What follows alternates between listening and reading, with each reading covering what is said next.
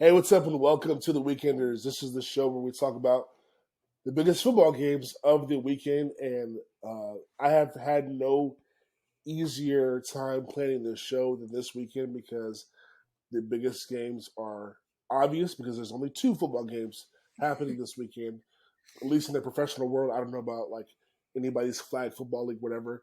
Who cares? We're talking about the NFL. We're talking about NFC and AFC Championship weekend. As always, it's your boy Max, joined by Bobby and Lexi. Thank you guys for tuning in, and uh, let's jump right into it. Last weekend, I think, showed us a lot, surprised a few. Give me some of your takeaways from the divisional round. I'm really disappointed in Josh Allen. I all season, like all year, I've loved him. I've been high on him. I want to put him in the same, tier as like Pat Mahomes and stuff, but just really just crap the bed. And not in like a good way and not in a very leadership way. So it was disappointing. That kind of like is what really stuck out to me. And then just how calm and cool Joe Burrow always is great, and I can never get enough of it. Yeah, for me, the Bengals. Oh my God, I did not see that coming whatsoever. They have become one of those teams you absolutely do not want to bet on or bet on to lose in the playoffs. They're the total opposite of what the Bills are. They have really they just feel snake bitten. And at least in the '90s they were able to make Super Bowls. This team just falls apart the second they get into a competitive game, and it's heartbreaking. It's got to be heartbreaking for them. Got to be frustrating for them to play as well as they did all season, and then lay a complete goose egg out there, just garbage. Um, Other than that game, really though, um, I don't know. I kind of think I think the Eagles showed that they're pretty for real as well. Uh, I'm worried about Mahomes and his health, with his leg. And then the Niners, they keep just kind of scraping along, but I don't know. Really interesting, really illuminating divisional round, and excited to talk about what's next. Here's my thing, and I'm not going to try to make this too long, but um, here's the thing. I think that this weekend really showed us like my issue in football discourse is always like people make excuses for um, young quarterbacks, especially, and sometimes not even young quarterbacks. Sometimes quarterbacks that have been around for like 10 years, like we find a way to make these excuses as to like why they're not more successful. Like, oh, Derek Carr would be great if he had this, or Dak is elite, but like the Cowboys are blah blah blah, or Daniel Jones is great, but yada yada. I'm like, you look at like a guy like Joe Burrow who got drafted to the Bengals, who the Bengals were not a great organization when he got there. Um, Zach Taylor was not a proven head coach or anything when they got there. Um, yeah, they got Jamar Chase, but we've seen quarterbacks get great receivers and not be able to necessarily do the things that Joe Burrow has done. And his rookie year he got injured, but the 2 years after, like when a quarterback is elite or great or whatever, it doesn't take long to see it, right? Like Mm. now wins and losses aren't always necessarily due to a quarterback, but like no one's debating on how good Joe Burrow is like 3 years later, right? And I'm like, you got Giants fans like, yeah, like let's go ahead and re-sign Daniel Jones, and I'm like, okay, but this is probably the best. Like this year is probably the best he's going to get. Maybe he gets a little bit better next year with more development under Brian Daboll. But like, it's taken 4 years now for Daniel Jones to even be like, steady enough for you to win some games. And what this year they were like a wild card team. Like the Daniel Jones is never going to be a top 10 quarterback or a top 5 quarterback or whatever. Dak, to me, was never an elite quarterback. He was never a top 5, top 7, maybe top 10, maybe around the bottom of it. But like all these years, we made so many excuses for Dak. And even though the Niners defense is great, we saw how many opportunities he had to make plays for his team, especially at the end of the game. And he's throwing behind receivers. He's like, there was just so many things that happened in that game that made me say, like, yo, like, it's guys either have it or they don't.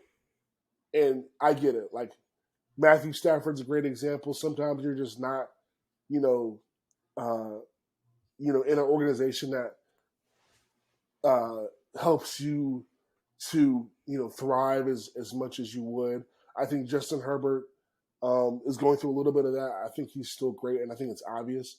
But like, I think the juxtaposition between what Joe Burrow has done with an organization that historically is terrible, versus some of these other guys who play at historically better organizations. A guy getting it done in his first 3 years versus guys who have not. I don't care about regular season records or whatever, but like, come on, this Joe Burrow's like a game away from the Super Bowl, and it would have been the 2 Super Bowl appearances in his first 3 seasons. Like come on, like I think this weekend screams how much it is to just like you got to accept like like it's either there or it's not. Like, and then if you're rooting for your team, you got to be like, okay, if this guy isn't, if he's not, a guy that can elevate his level of play in the playoffs or whatever, like, I'm not necessarily comfortable, like, giving this dude a big contract. And that's, I mean, the way the NFL is now, like a lot of teams are trying to maximize that rookie window, the rookie deal, because once you pay these guys, especially the good ones, it's hard to put the building blocks around. But I don't know. I think like this weekend was just a great example of when you look at quarterbacks, like it doesn't take long to see like who's good and who's not. It's not like it's not rocket science. It's either they either got it or they don't. Like that's it. And I feel like we're seeing these like elite, incredible quarterbacks more often. Like it's not taking like 4 years to get a Burrow every other year. We're getting some insanely good talent in, year out. So why pony up, put all that money in for a Daniel Jones when there might be a Caleb Williams down the line, there might be a CJ Stroud down the line. It just and obviously it's hard to get to those positions without being absolutely horrible. But at the same time, you don't have to drop the bag on a Daniel Jones. He doesn't deserve that money yet. He hasn't done anything. And I feel like the state of where football is right now, quarterbacks just keep getting better, more dynamic. So I think in the case of Jones, you don't want to do what the Cowboys did, which is throw a lot of money at a just mediocre quarterback who can't perform in the playoffs. Yeah. 100%. I'm sorry, I'll let you go if you want to add something, but like, and to the Daniel Jones comparison, like Dak showed way more than Daniel Jones showed, like to earn his contract. I didn't necessarily agree with it, but like I could understand why, there was a comfortability with paying Dak, but Daniel Jones to me is a completely different story. But like. The Cowboys are a great example of what happens when you put a lot of money into a guy that can't necessarily elevate his level of play in the playoffs for you, and now they have to figure out what they're going to do. As this is pretty much Zeke's on the tail end of his career. They need more weapons. They need, we'll see what happens with Kellen Moore and everything like that. But the Cowboys have to do some soul searching now because they paid Dak a big contract, and the Giants are about to sign up for the same. Next few years if they extend Daniel Jones. So, Lexi, go ahead. Sorry. No, I was just saying it's just incredible when you're watching, Joe Burrow or like a Pat Mahomes, but especially Joe Burrow. People are still discounting him, and it's like, okay, he doesn't win a Super Bowl, but being 5-1 in the postseason and like going, and playing like he is, that is enough. That is what every franchise wishes they could have. Yeah, does he need to they need to build up a little bit more throughout these years to really kind of get like a continuous thing going for sure. But I just can't believe that so many people are still trying to categorize him as less than, or in the same tier as like a Daniel Jones or something. It's so like just wild that so many talking heads in the media are still trying to, not have expectations of how he plays and just how incredible he really is. Yeah, 100%. And speaking on quarterbacks, let's transition to uh, MVPs. We know who the finalists are. We have the list, guys that we've been talking about all year, right? Josh Allen, Joe Burrow, Jalen Hurts, Justin Jefferson, and Patrick Mahomes. Who do you guys think? How do you guys think deserves to win the MVP? I'd probably I say Joe personally, Burrow. oh, you got it, Lexi. My bad. Yeah. No, I mean, Pat Mahomes is Pat Mahomes. You know what I mean? Of course, he's going to be like in a running for it. I feel like almost every year because he's good. But I'm liking Joe Burrow this year. I love the, even more intense swagger he's got going on, and the way he's leading his team and the connection with Chase and everything. It's there for me. So I really think he should win it. Yeah, I think I mean, that's a tough lineup for sure, and I think Burrow is, definitely up there. What Mahomes has done, especially without Tyreek Hill, taking that team to another level has been impressive. And then Josh Allen before last weekend, but again, postseason doesn't really matter. I'm gonna go Jalen Hurts. I feel like what he's done to elevate the Eagles across the board has been remarkable. And of course, a little biased, but he is just truly one of the most well-rounded quarterbacks out there. He's taken the Eagles to a next level, and I think for me, he's the MVP. He's the most valuable to his team. The Gardner Minshew coming in and playing really well thing for 1 week kind of hurt a little bit, but he's just. I think Hurts is the difference between this team being a solid team and a Super Bowl contender. So I'm going to go Hurts, but really, I wouldn't be mad at either of those three quarterbacks. Yeah, I've watched Hurts, and I've always liked Hurts, and I've and everything he's went through and the injuries and everything, to see him come out like this is incredible. I would be really happy for him if he wanted to. Yeah, he's just gotten better every year. It's really impressive, what he's done essentially since Tua kicked him up or took his place at Alabama. He's just taken it up a notch every single season, and I think that's just really impressive because he's come a long way since the Oklahoma days, and he was good then. Yeah, the Jalen Hurts case is very interesting because we're going to touch on it later, but I mean, the fact that the Eagles not only came back to being a playoff team, but, they were dominant this year, like being on a dominant type team.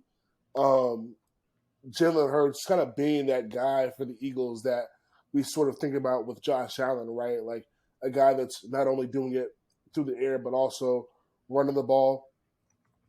I know he missed a couple games. Like the stats don't necessarily jump off the page, but like in terms of like when we think of valuable, as in like, all right, who's a guy that like is really important to the success of their team?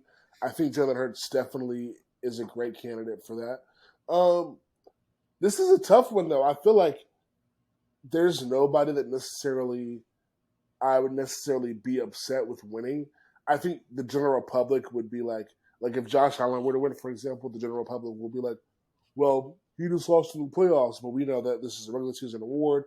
Josh Allen was phenomenal all year, put up a lot of big numbers, including rushing the ball as well.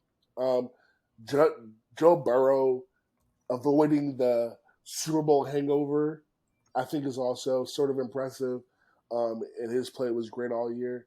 And you guys know, a couple episodes ago, I was singing the praises of Justin Jefferson because I think, as we saw in their playoff game, like he was a big reason why they were winning when the Giants double covered him and wouldn't let Kirk Cousins throw the ball to him. He's pretty much they pretty much fell apart. So I think Value-wise, all these guys have a great case, but I think I'm going to go with Patrick Mahomes. Take the boring answer. He's got the numbers. He's got the, the team dominance as the Chiefs, of course, were the number one seed. Doing it without Tyreek Hill, and everyone was like, "Oh my God, Tyreek Hill's gone." Like, what's going to happen now? Patrick Mahomes didn't miss a beat, thrown for over 5,000 yards, 40 some odd touchdowns. Like I don't know. I don't know how you don't give it to him. It's just a dominant year in a setting where people thought that they might fall off a bit. So I think Patrick Mahomes wins his second MVP. Very impressive young career for sure. Not only that, but like seeing how the Chiefs looked without him when Henne got in the game a little bit, it was just not the same. Henny, let's go. I keep forgetting that guy's in the league, and then it'll just pop up. It's like, oh my God, Chad Henne. And still rocking it, baby. Pro Blue. Let's go. I'm like, weren't you around when Michigan lost App State? Like, how what are you going to retire, Chad Henne? Damn it, Bobby. I had to sneak it in. Yeah, Chad Henne and like who else? Chase Daniels have to be battling for like Tom Brady of like backup quarterbacks. Yeah. Like, how long have they been around? Yeah, guys who played in like 2007. That like Josh Johnson. I heard that name before. Like Josh Johnson. Oh yeah, I forgot about him. Wasn't he like a local kid? I feel like in Michigan. Josh Johnson. I remember he was like the backup for the Buccaneers when they had Josh Freeman. This was like 2008 or something, like way back when, ages ago. But yeah, some of these backups are like old. Oh my God! Looking at Josh Johnson's career history is it's wild. Looking at it too. Oh my God! This man has been on the Niners 4 times. Oh my God! This is crazy. Yeah, no, it's. Oh, I will say the Chase Daniel thing brings back memories. There was a time when that guy was a Heisman contender. It was a weird time. Yeah. Goodness. Well, man, great backup quarterback dialogue. Let's talk about the games this weekend. First off, we have 49ers. 49ers at the Eagles. That kicks off at 3 Eastern. The Eagles are favored by 2.5. The over-under is 46.5. This would not be an easy game for either team. I'm interested to see somebody like I forgot what show I was watching, but I was like one of the national TV NFL shows said that the Kyle Shanahan may have been hiding some of his like plays against Dallas. Like the offense didn't look the same. Dallas has an incredible defense, so it could have been that. But like, they were saying that Shanahan could have been saving some tricks for this game. Interesting to see. Eagles, like we said, have been very dominant. The Niners are going to have to travel to the East Coast, playing Philadelphia. Very, very, very, very tough place to play, especially this time of year. Those fans are insane. And I do not envy the Niners, but good defenses normally travel. Now, let's talk about it. The surprising story. Has it been the Eagles being so dominant this year, or Brock Purdy 6-0, last guy picked in the draft, being able to just go on this run, which has been the more surprising story? Yeah, no, it's hard to pick because both of them are a little bit wild, but I'm going to go with the recency bias pick and go Brock Purdy because this guy is performing like on a level that we have never seen In college, pro, well, I mean, it's his first year, but you get the point. It's wild for a Mr. Irrelevant to be going this long. I believe he's probably the best Mr. Irrelevant since I guess I'm pretty sure that the Bucks kicker is a Mr. Irrelevant as well. So it's kind of wild to see him do this. It's been an incredible story, really shocking. But to be fair, he's kind of has the best team to do it with. The 49ers have been absolutely just so well-rounded, just a total machine. But still, I mean, not everyone can go out and do that. So he has been to me the biggest surprise, just completely shocking. Lost the Yeah, there. that's that is a tough one though. But Brock Purdy is just, it's unheard of to me. I'm like, the Niners always get blessed with like some type of backup when they need or whatever. I'm like, yeah, it must be nice. But and to pull it back, it's like Brock Purdy, just plain and simple. I don't know. I mean, Eagles surprised me at first because I know that we all thought the Eagles were not going to be good this year and kind of were writing them off. But they shut us up almost every single week, So kind of got used to that now. But I'm excited to see what Brock can do against this Eagles defense. So that'll really test him and see, if he really is who he says he is and acts like he is. I don't know. I think I'll say for me, I was hung up on the Nick Sirianni press conference from when they hired him. So I was surprised when they made the playoffs last year. And then this year for that team to be so dominant. Again, thinking about how good the NFC East was this year, that impressed me. Now the NFC is not great. We know that. But like the Eagles both sides of the ball, seeming like a team that was so unbeatable, like that really to me shocked me. I think Brock Purdy does not surprise me as much because if you look at the history of the Niners since Kyle Shanahan has been there, let's take out the Niners. Let's talk about Kyle Shanahan, right? Made Matt Ryan an MVP. Was instrumental in RG3's rookie year being what it was. Got to the Niners and, Jimmy G goes down and you got guys like, and we're going back to backup quarterbacks again. I don't even know who their backup quarterbacks were. But when the backups came in, they played well. They won games.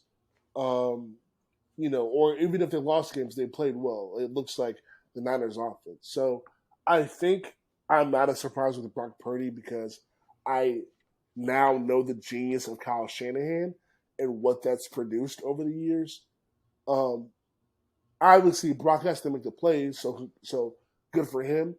But I think the Eagles, like, continuing is not even a fair word. Like, building on top of what they did last year and, being this good, like, that's really surprising. And kudos to them also for turning everything around. They won that Super Bowl, and there was like a lot of drama after that, strangely. Let Doug Peterson go, and now they're back, a game away from the Super Bowl again, which is impressive. So that front office and that organization is definitely doing something right. Mm-hmm. So, absolutely. Yeah. All right. So, yeah, this is a big game, obviously. Let's talk about the keys to victory for both teams. Lexi, I'm going to give you the 49ers. What is the key to victory for them? That defense containing Hurts. Making sure that he doesn't go off, pressuring him, doing everything they can to make sure he doesn't have the game of his life, essentially. Yeah, no, I mean, it's got to be stopping big plays. Don't let the Eagles completely swamp you early. Don't let that offense go nuts. Be the solid defense that they've been all season long. Defense travels. And if it can travel in an environment like that, hey, Philly's got their work cut out for them for sure. But it's all about just just early start. Don't make it cut out the flash. You'll be pretty good. And then for the Eagles, um, one of the things that I've been thinking about is like Lexi, you mentioned the defense. The Eagles, I think, honestly, the best thing that they can do is keep doing what's worked for them. And Bobby, obviously, you got to watch Jalen Hurts up close and personal at OU. You've seen him in the NFL, obviously, continue to do well. Like, what can Jalen Hurts do to make sure that he stays the course and doesn't lose this game for the Eagles? I think it's just trying not to do too much, which is it's kind of hard, when you're doing as much as Hurts is doing. Just play within your game. That calmness, that focus, but still that aggression that he has. He is a he's really good in big moments. He's been in a ton of them, both at OU and at Alabama, obviously, and now with Philly. It's about not letting the moment get too big, which I don't think he will. Being poised, connecting with your receivers, reading that defense, and just staying aggressive without just trying to make too much happen. That offense is good enough to get things done. I think he's a good enough quarterback to get things done. He just needs to trust himself, play within himself. Yeah, I think that's a good thing to kind of. That's a good thing for him to keep in mind. Thankfully, we haven't seen too many occasions where he's lost the game for a team. I think that was a great quality of his. Even back at Alabama, you saw that he wasn't necessarily mistake prone. He's always been able to kind of not be a guy that makes a bunch of mistakes. So, like, for me, and we'll get into predictions here soon, right after this, but I think this game's going to come down to who makes the most mistakes. And that goes for the whole team, not just the quarterbacks. But I'll start with my pick. I'm going to go with the Eagles because again, trends and records can be broken, things can change, but I do think that at some point, this streak that Brock Purdy's been on of not making mistakes, not playing like a rookie, I think that is going to end, and I think that has to end, and I think it ends here. I think it's going to end at some point. If they make it to the Super Bowl and you play the Chiefs or the Bengals, like definitely that's could end there. But like I think it's going to be. I think it ends here in this environment. At the link in Philadelphia in this situation. I think it'll be a close game. I think both teams are gonna. I love like Nick Sirianni as an offensive coach in this position versus a Kyle Shanahan. I love what Jalen Hurts brings you. That Niners defense is going to be tough, but I think this is probably the game where Brock Purdy is going to make the mistake or a series of mistakes that lets the Eagles hold on. So I'm taking the Eagles to win. Yeah, I'm taking the Eagles too, and I think it's going to be because of the Eagles defense pressuring, Brock Purdy. He really hasn't had that yet, and goes off when teams do not pressure him. So I know that the Eagles are eyeing that and know that they're going to go for it. I think they win easily here. I'm going to say like within a touchdown, but they're going to be going to the Super Bowl. Yeah, no, the clock strike midnight, and that carriage is turning back into a pumpkin for the Niners. Purdy, it's been a good run, but this environment is just too much. The stage is too big, and there's no worse place to play as a road team, in my opinion, than Philadelphia. That place is nasty, it's intense, and it's going to make life a living hell for the Niners. And Philly, they're just. I think the Eagles just too good, too composed. They're going to get this thing done, I think. And I like Jalen Hurts to lead the Eagles to another win and a cover. To be honest, I mean, the game is at 12 Pacific, so like it's at a time where the Niners are used to playing, so the timing doesn't necessarily throw them off. But I will say, I wish this game was like, I wish the games were reversed. I wish this was the later game because, I mean, having to go play in Philadelphia, that crowd at in that weather at night, like that would be even more of a nightmare scenario for the Niners. I wish it was. I wish this game was a little bit later, but um, Oh, they'll yeah. be drinking. They'll just start drinking the riot juice early, so they'll be Oh fine. yeah, Well, they like sold out. They couldn't tailgate early and like went and bought a bunch of tickets to some lacrosse game for a university so they could tailgate all day. It's like those guys are nuts. Like yeah, I would yeah, not want to play the late game and let them get hammered all day. It's scary. yeah, yeah. All right, cool. Um, yeah, I think we all went for the Eagles, so it should be interesting to see what happens. All right, Bengals at Chiefs. Bengals are actually favored by one. Essentially a pick 'em. The Bengals at Chiefs over under is 47. Um, that is the later game. It's at 3:30. I want to say, or sorry, 6:30 Eastern. Um, so this to me, this topic to me is kind of silly. I've seen it a couple times on the timeline. It's kind of silly, but let's be honest. People are going to have this conversation as soon as the clock hits zero, especially if the Bengals win. And it's going to be the Twitter, you know, NFL geek fanboys, whatever, and the people that like cover the NFL for a living. People are going to have this conversation because it's going to happen if the Bengals win. Um, and so it's already happening, but we're going to have this discussion, even though I think it's silly because everyone's going to be talking about it anyway. Um,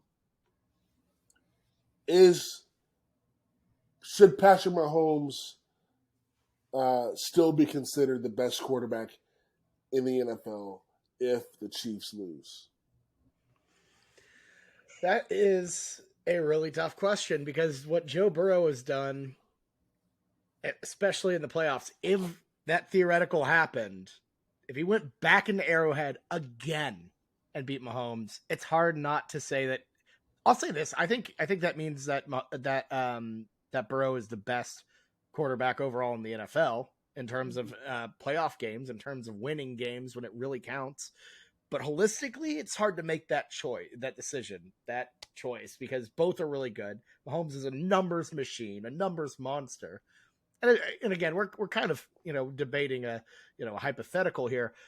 But if the Bengals go in again and do it, I'm just saying, it's hard not to put Burrow at the top of the throne there. Yeah. I think I would need to see Burrow win it. Like, and it's not about QB wins and Super Bowls and stuff, but I need him to go in and dominate a Super Bowl and win a Super Bowl like Pat Mahomes has, like with ease. So that's just what I need to just say ultimate. But I mean, if he goes into Arrowhead and beats them again, oh yeah, like he's right there. Like he is absolutely right there and right on Pat's heels, chasing him. And it's gonna be a fun, next few years in the NFL to watch, man, with those two guys. Probably gonna be like that every, championship game in the division. The new Brady Manning, Matt, Yep. really, maybe. Even better. Yeah, I mean, it's definitely here for the people that are like Patrick Mahomes should be QB1 no matter what. Here's the thing that you have to wrestle with. Patrick Mahomes, that Super Bowl that they won, wasn't particularly good up until the fourth quarter. Did enough for them to win that game. The next Super Bowl, or I believe, yeah. The next Super Bowl they're in, absolutely obliterated. Didn't have a chance against the Buccaneers. After that, you are bounced by the Bengals in Arrowhead, and this would happen for the second year in a row. So now you've got like pretty much 3 years in a row of missing the mark of winning to a Super Bowl, 2 years in a row of missing the mark of getting to a Super Bowl when everyone's crowned him as the best quarterback in the league for a few years now. Um, some people are going as far to say, he's one of the best quarterbacks in NFL history already. Uh, and so now you have to take a really you have to take a really you have to take a magnifying glass to that resume and compare it to Joe Burrow, who, rookie year ends early because of the knee injury, comes back, makes the Super Bowl in his second year, makes the Super Bowl in his third year. If he wins it, like Lexi said, like that takes the conversation to a completely different dimension.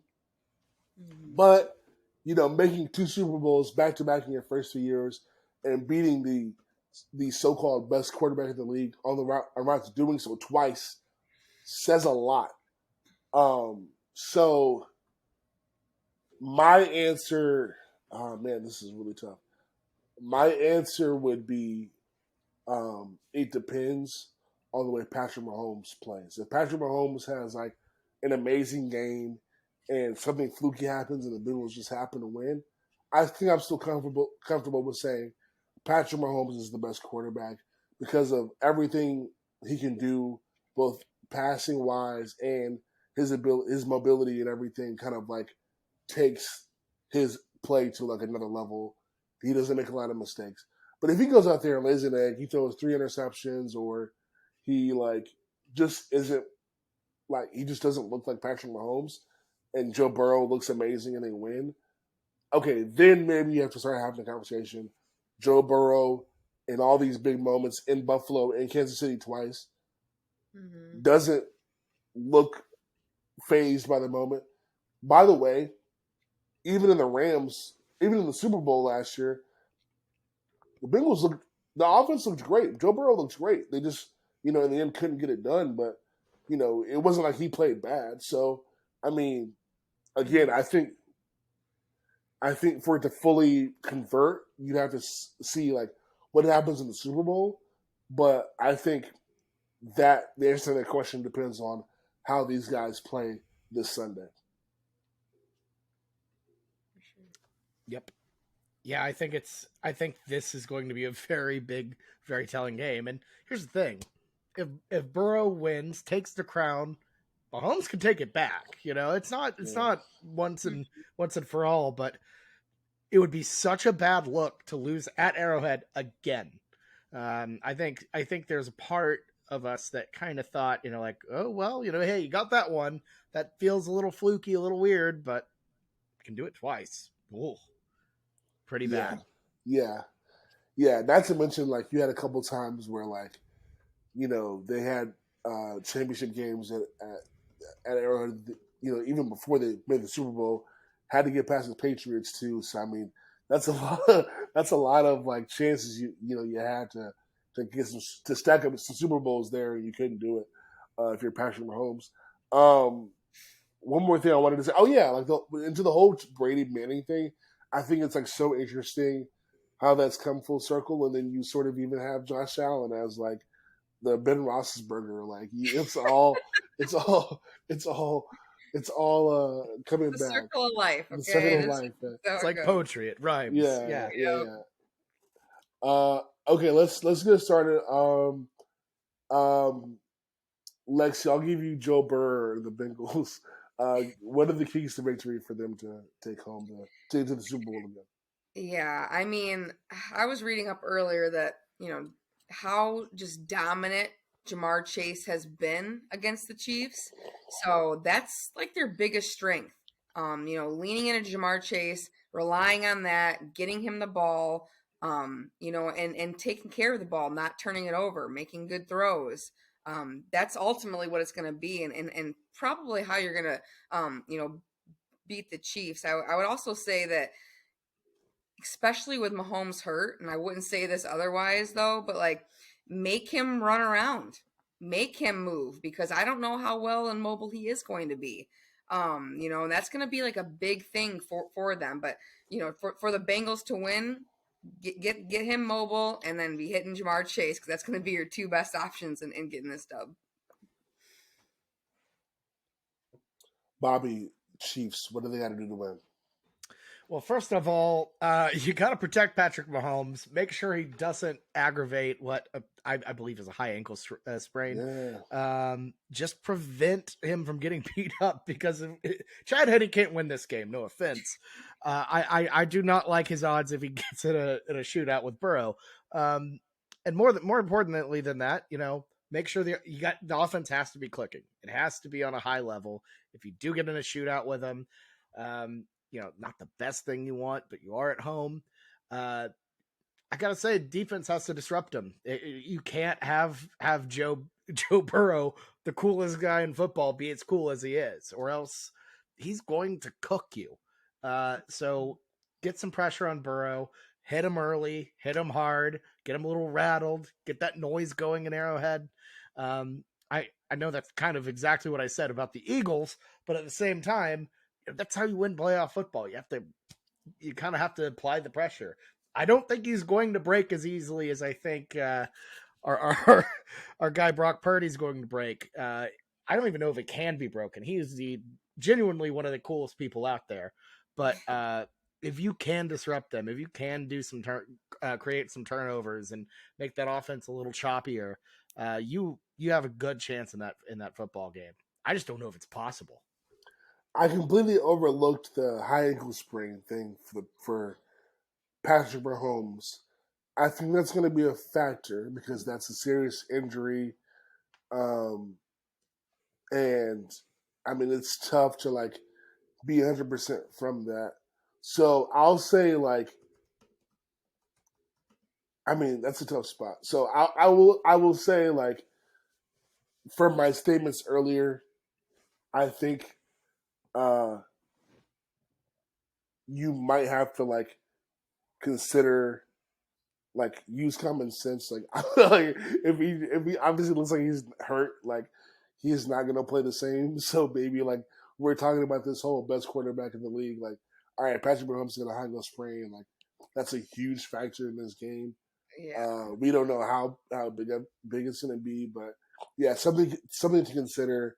I think if I'm a Chiefs fan, I'm scared, but he says he's ready to go based on all the reports. I know he's supposed to say that, but you gotta if you're gonna play, you gotta deliver. So we'll see. Thankfully, I think at this point in Patrick Mahomes' career, he's been much better from the pocket. So we'll see what he can do when he necessarily isn't able to run around as much. But yeah, it's a big factor for sure. So let's get to predictions. Again, the Bengals are favored by 1. Lexi, you can go first with yours. Well, Joe Swag Cool Burrow rolls right into Arrowhead and does it again. I have Bengals winning and obviously covering, but I think they're gonna, it'll be close, but they're gonna pull away in the end. They're pretty good at closing out games and not keeping it close. So I think that the whole Mahomes thing is really gonna, like you said, be a factor, and I think they're gonna capitalize on that. Yeah, if Mahomes is healthy, I would be worried alone, but he's not, and I'm even more worried. It's hard to pick against the Bengals after what we saw last weekend, where they just decimated the Bills. A Buffalo team that I had winning the game by 5 and was really big on. I'm a believer in Cincy. I really am. I think they are at a different level in the playoffs. Zach Taylor has these guys going. Shout out to Zach Taylor, pride of Norman, Oklahoma, by the way. They're just too damn good, and I kind of think they go in and do it again. I'm not going to bet against them. So if I'm wrong, I'm wrong. But I think the smart bet is to ride the hot hand that just cannot lose a playoff game in the AFC. So give me the Bengals to repeat as AFC champions and head to the Super Bowl in Arizona. Yeah, I think Andy Reid's going to have to coach the best game he's ever coached for the Chiefs to win this game, especially when your quarterback has a high ankle sprain. Again, I think Patrick Mahomes, I trust his ability to work from the pocket and be fine that way. But just looking at the Chiefs, I mean, they seem to just have trouble with Cincinnati, and I don't necessarily think that they figured it out yet. And it's hard for me to take the Chiefs with that knowledge. And I'm not only talking about last year. They played in Cincinnati, Week 13, lost that game by 3. Down the stretch, I saw them play a lot of close games that they shouldn't necessarily have played close. The Texans, for example, the Broncos, both games of those were close. Had a pretty had some. I get the injury and everything against the Jaguars, but that game was a lot closer than we people thought it should have been. They were favored by 8.5 and won by 3. So um, I'm not convinced that like this the home field advantage necessarily matters. I'm not convinced that the Chiefs have figured out uh, this Bengals team. So for me to go against them would be really tough. I think it would have to come down to like whoever has the ball last, because both of these quarterbacks are so good about like not making mistakes, not wasting, um, not wasting drives. But I think I'm gonna have to go Bengals too, and we had a sweep on both sides, Eagles Bengals. But yeah, I've been much more impressed from what I've seen with the Bengals this year, and the Chiefs have sort of gone under the radar because of the Chiefs, but just haven't looked as dominant as previous teams, and the ability of Patrick Mahomes to truly be who he is with the injury scares me. So I'm taking the Bengals here too. All right, so those are the games. Those are our predictions. Let's get to the fun part of the show, which is called Log of the Week. Um, Now, last week, Lexi and I carried the show, and we had our locks, which mine was Jaguars, Chiefs. I had the over, which was over under percent of 53. That game totaled 47, so I took an L there. That was definitely the under. Um, Lexi had Philadelphia winning, which was a win for her. Um, and Bobby texted in his lock, which was Buffalo -5, and that did not come to fruition. I'm kicking myself for not taking the easy lock, which was the Chiefs, but it's okay. I still have a chance to catch up. Right now, the totals for the year are Lexi at 6-9, Bobby at 6-9, myself at 5-10.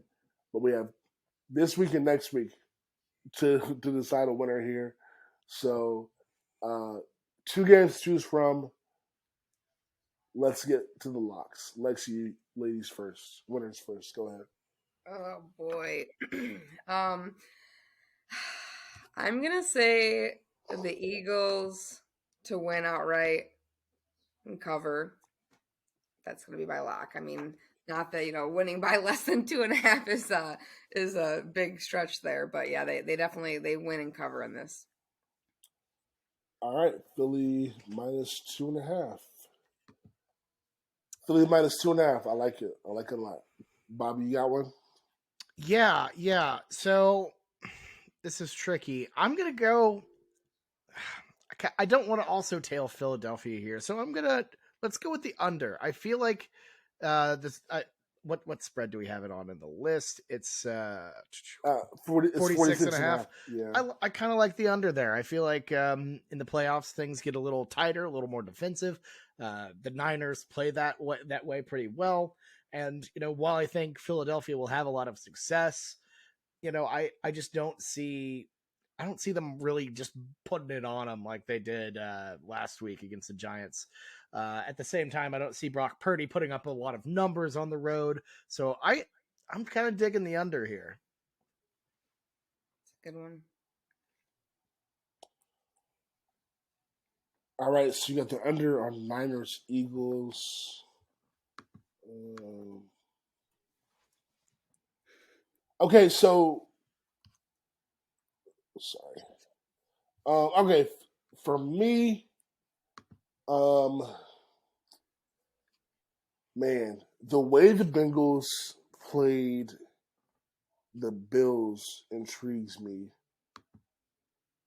because if they do something similar with the Chiefs, and Patrick Mahomes can't be who he is because of the injury, I don't see how the Chiefs score enough points to make this an over.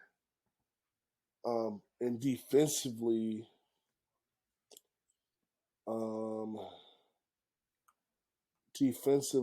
I'm not sure if the Chiefs can necessarily stop the bleeding of the Bengals if this does get out of hand, or even if it's a close game. I'm not necessarily convinced. Yeah. Ooh. Okay.